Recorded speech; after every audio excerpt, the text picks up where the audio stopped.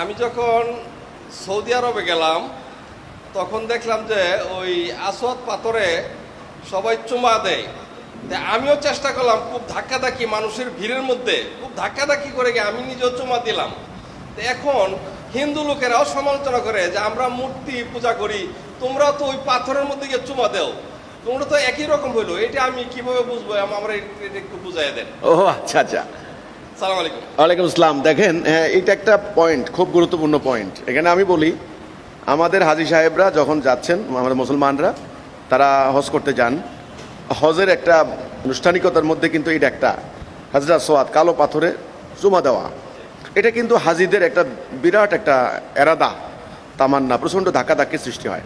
তো এটাকে সামনে নিয়ে আমাদের এই বাংলাদেশে যারা বা বিশ্বের অন্যান্য জায়গায় যারা মূর্তি পূজা করে আর কি, তারা বলে যেহেতু আমাদের মুসলমানদের মধ্যে তাদের মূর্তি পূজাকে সমালোচনা করা হয়, তখন তারা পাল্টা বলে যে তোমরা তো যাইয়া কালো পাথরে চুমা খাও, তোমরা তো যাইয়া শয়তানকে ঢিল মারো, তো সেখানে কি আল্লাহ আছে নাকি?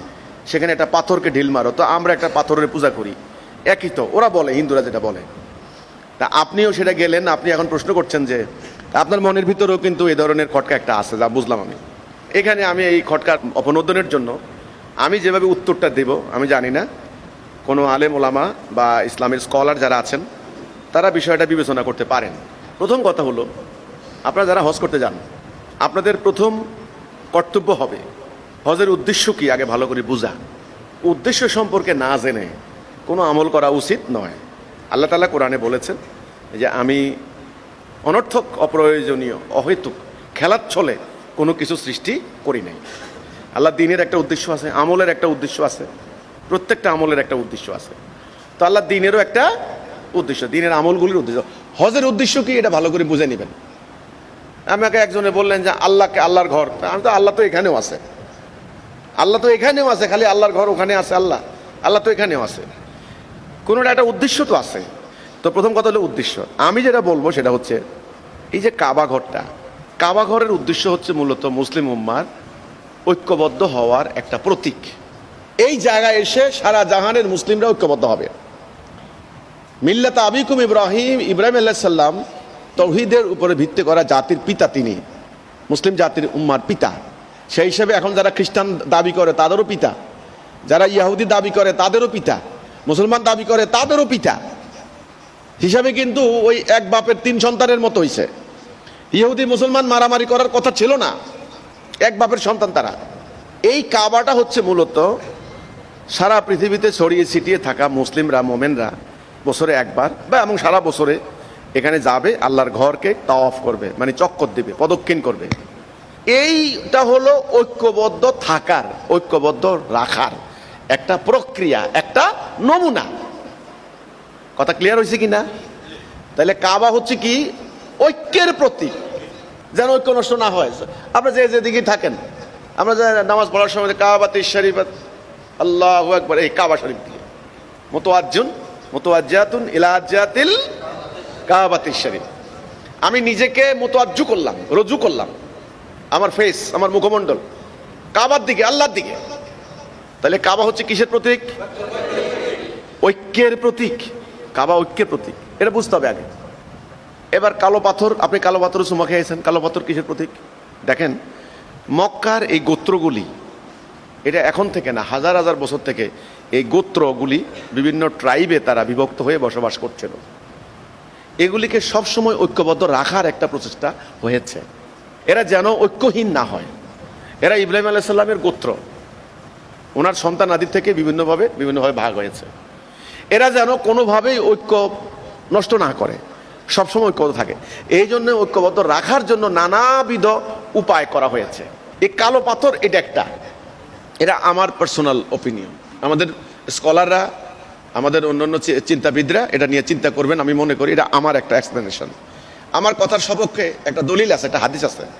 একদিন হযরত ওমর রাদিয়াল্লাহু তাআলা আনহু, তিনি কাবা প্রদক্ষিণ করছেন। কাবা প্রদক্ষিণ করার সময় তিনি যখন হাজরে আসওয়াদ পাস করছিলেন, তখন তিনি হাজরে আসওয়াদকে লক্ষ্য করে বলছেন, হে কালো পাথর, তুমি তো কালো পাথর ব্যতীত কিচ্ছু নাও, তুমি তো একটা স্রেফ কালো পাথর। খেয়াল করেন, রাসূল তোমাকে চুমু দিয়েছেন, রাসূল তোমাকে সম্মান করেছেন বলেই আমি আজকে তোমাকে চুমো দিচ্ছি, মানে রাসূল করেছেন এই জন্য আমি দিচ্ছি। তাহলে হয়তো তোমার কথার পরিপ্রেক্ষিতে কথা হচ্ছে তুমি তো এটা পাথর ছাড়া আর কিচ্ছু না, এটা ইম্পর্টেন্স ওইভাবে নাই। তাহলে রাসূল কেন করেছেন? রাসূলের পূর্ববর্তী নবী রাসূলরা করে গেছেন। রাসূলকে নবীর উম্মাহ এটাকে অনুসরণ করে রাসূল যে কাজটা করেছেন সবাই মিলে, অর্থাৎ গোত্রগুলিকে ঐক্যবদ্ধ রাখার জন্য, মুমিনদেরকে ঐক্যবদ্ধ রাখার জন্য নানান ধরনের কর্মসূচি নেওয়া হয়েছে। কোরআনে ওনার ভাষণে ঐক্যের গুরুত্ব বলেছেন, কর্মসূচি দিয়েছেন, সালাতের ব্যবস্থা করেছেন। আল্লাহু আকবর করে যখন ইমাম দাঁড়ান সামনে, তখন কাতারবন্দি হয়ে সবাই ঐক্যবদ্ধ হয়ে যাচ্ছেন, সাদা কালো, লম্বা খাটো, আরবি আজমি, সব এক কাতারে। এটা ঐক্যের মহড়া, ঐক্যের প্রতীক। বছরে একবার ঐক্যবদ্ধ হয়ে লাব্বাইক আল্লাহুম্মা লাব্বাইক যেন ঐক্য থাকে। শুধু তাই নয়, একটা পাথরে সকলের ঠোঁট লাগবে, একটা পাথরে কোনো ধরনের ঘৃণা, বিদ্বেষ, বর্ণবাদ, উঁচু নিচু ভেদাভেদ থাকবে না। একটা পাথরকে পর্যন্ত ব্যবহার করা হয়েছে ঐক্যবদ্ধ রাখার। এই জন্য বলা হয় পাথর কালো হয়ে গেছে কেন? বলছে মানুষের পাপ শোষণ করতে করতে কালো হয়ে গেছে। কিসের পাপ? অনৈক্যের পাপ। কিসের পাপ? অনৈক্যের পাপ। আপনি যদি একটা পাথর, যেমন ধরুন এই কালো জিনিসটার মধ্যে আমি যদি চুমা খাই, আপনারা সবাই মিলে 100 লোকে চুমা খাইলেন, তাহলে এই জিনিসটার আসলে মাহাত্ম্য কোথায়? এর একটা বস্তু ছাড়া কোনো মাহাত্ম্য আছে? এটা মাহাত্ম্য হবে তখনই এখানে 100 লোক সবাই মিলে একটা জায়গা চুমা খেলেন, অর্থাৎ ঐক্যবদ্ধ হওয়ার মহড়া, ঐক্যবদ্ধ থাকার শপথ, ঐক্যবদ্ধ করার প্র্যাকটিস। অথচ ওমর বললেন যে হে কৃষ্ণ পাথর, তুমি একটা পাথর ছাড়া অন্য কিছু নাও। রাসূল চুমো খেয়েছেন, এই জন্য আমি তোমাকে চুমো খাচ্ছি। দেখেন, তাহলে আমার পার্সোনাল ওপিনিয়ন যে এই পাথরে চুমা খাওয়ার অর্থ হচ্ছে জাতিকে ঐক্যবদ্ধ করার, রাখার একটা প্রচেষ্টা। কোনোভাবেই যেন জাতীয় ঐক্য নষ্ট না হয়। আর ঐক্য নষ্ট হলেই ইবলিস ওই ফাটল দিয়ে ঢুকবে, আর তখন ভাইয়ে ভাইয়ে বিভাজন, বিভেদের দেওয়াল তুলবে। আর তখন এক গোত্র, এক জাতি, আরেক জাতি একজন আরেকজনকে মারবে, যুদ্ধ করবে, লড়াই করবে, খুনাখুনি করবে, মারামারি হবে। আল্লাহর দিন পাঠানো ব্যর্থ হয়ে যাবে, আল্লাহর অভিপ্রায় ধূলিসাৎ হয়ে যাবে, ইবলিস বিজয়ী হবে। সেই কারণে কাবা তওয়াফ করা মানে ঐক্যবদ্ধ হওয়ার মহড়া। কাবা কেন্দ্রিক নামাজ পড়া হচ্ছে ঐক্যবদ্ধ থাকার, লক্ষ্য স্থির থাকার প্র্যাকটিস। এবং কালো পাথরের চুমা খাওয়ার উদ্দেশ্য হচ্ছে একেবারে একটা পাথরকে পর্যন্ত ব্যবহার করা হয়েছে বিভিন্ন ট্রাইবের লোকেরা যেন ঐক্যবদ্ধ থাকে। এটা আমার পার্সোনাল ওপিনিয়ন। তাই কাজে যারা মূর্তি পূজা করছেন তারা বলেন যে আমরা মূর্তি পূজা করছি, আমাদের তো ভুল নাই, তাহলে তোমরা পাথরকে চুমা খাচ্ছ কেন?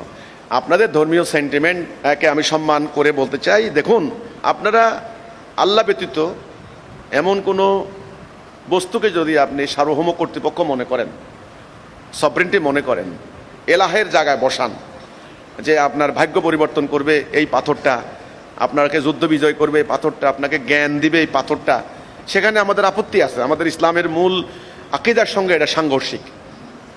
এটা আমরা বলতে চাচ্ছি এই জন্য আল্লাহ তাআলার কোনো রূপ হয় না, কোনো প্রতিমূর্তি হয় না, কোনো অবয়ব হয় না। আপনারা আল্লাহকে কল্পনা করে, ঈশ্বরকে, ভগবানকে কল্পনা করে যদি কোনো কিছুর পূজা করেন, মানে কোনো কিছু বানান, কাঠামো রূপ দেন, এখানে ইসলামের আপত্তি হচ্ছে এই জায়গাটায়। দিতে পারেন না। এখন আপনারা বলতে পারেন যে না, আমরা তো ঈশ্বরের কোনো অবয়ব দেই না, আমরা দেই হচ্ছে বিভিন্ন ধরনের মহামানবদের, বিভিন্ন মানুষের প্রতি মূর্তিকে। তবে সেই মানুষের মূর্তিকে পূজা করতে গিয়ে আপনারা ন্যায় অন্যায়ের মানদণ্ড হারিয়ে ফেলছেন, হিতাহিত জ্ঞান হারিয়ে ফেলছেন। এখানে আমাদের আপত্তি, স্থবির হয়ে যাচ্ছেন, এখানেই আমাদের আপত্তি। লাত, মানাত, উজ্জা এগুলোও কিন্তু আরবের এক সময় নাকি আমার শোনা কথা, ঐতিহাসিকরা বলছেন অনেক পুণ্যবান, মানবতাবাদী, অনেক বড় মানুষ ছিলেন। পর্যায়ক্রমে মানুষ এদের সম্মান করতে করতে এদের মূর্তি পূজা শুরু করে দিয়েছে। তো এটাই হচ্ছে বাড়াবাড়ি, এটাই হচ্ছে সীমালঙ্ঘন। তো কাজেই আমরা যেটা করি, কালো পাথরে চুমা দেই মুসলমানরা, মোমেনরা, এটার উদ্দেশ্য হচ্ছে জাতিকে ঐক্যবদ্ধ রাখার একটা ন্যূনতম প্রচেষ্টা। এটাও একটা প্রচেষ্টা। কাজে আপনাদের উদ্দেশ্য আর আমাদের উদ্দেশ্য কিন্তু এক নয়।